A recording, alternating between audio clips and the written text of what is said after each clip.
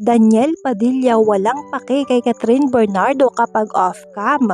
Grabe mga ka-DJ, hindi nyo kakayanin ng tunay na ugali ni Daniel Padilla kay Catherine Bernardo kapag napanood nyo ito.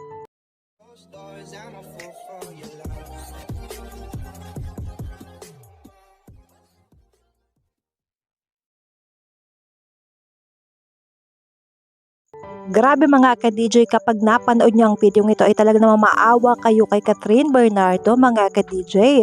Dahil mapapansin nyo na tila nagpipigil nga ng luha ito si Catherine Bernardo mga ka-DJ sa video ito. Ito nga daw ang tunay na ugali ni Daniel Padilla kay Catherine Bernardo kapag off-cam mga ka-DJ, na talaga namang ikakagulat nyo mga ka-DJ.